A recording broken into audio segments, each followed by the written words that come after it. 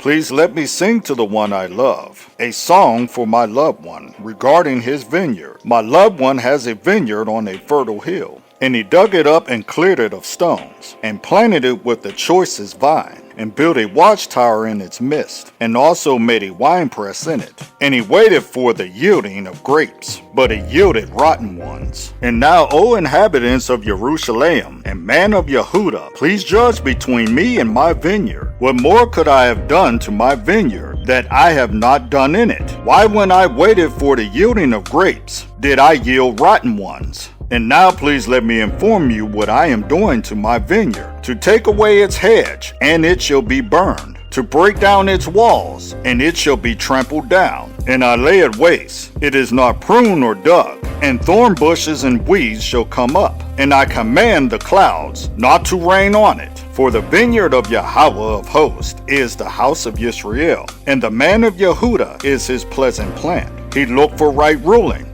but see, oppression.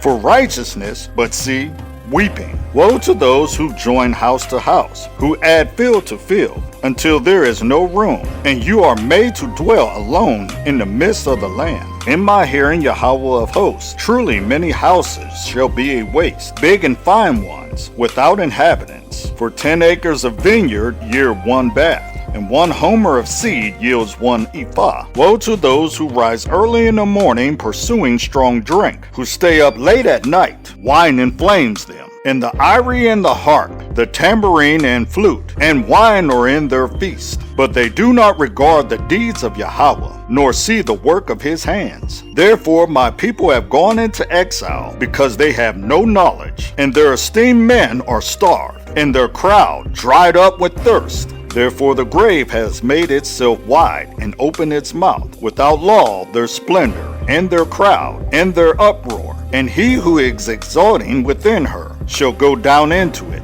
And man is bowed down, and mortal man humbled, and the eyes of the proud are humbled. But Yahweh of hosts is exalted in judgment, and the Kadesh El is Kadesh in righteousness. And the lambs shall feed in their pasture, and the stranger shall eat in the waste places of the fat ones. Woe to those who draw wickedness with cords of falsehood, and sin as wagon ropes, who are saying, let him hurry, let him hasten his work so that we see it. And let the counsel of the Kadosh one of Yisrael draw near and come, so that we know. Woe to those who call evil good, and good evil, who put darkness for light, and light for darkness, who put bitter for sweet, and sweet for bitter. Woe to those who are wise in their own eyes, and clever in their own sight. Woe to the mighty to drink wine, and brave men to mix strong drink, who declare right the wicked for a bribe, and the righteousness of the righteous they turn aside from him.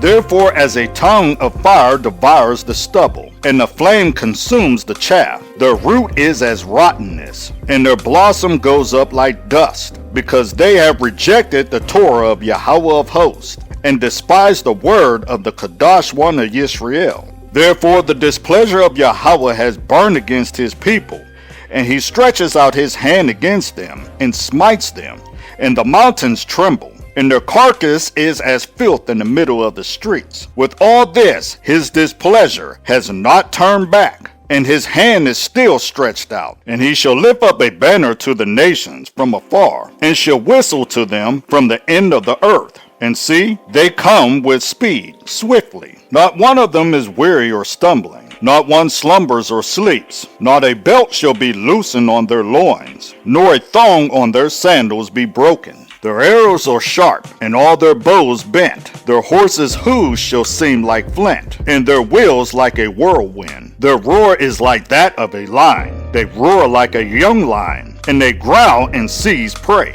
and slip away with no one to rescue. And in that day they shall growl over it as the growling of the sea. And one shall look at the earth, and see darkness and distress, and light shall be darkened by the clouds.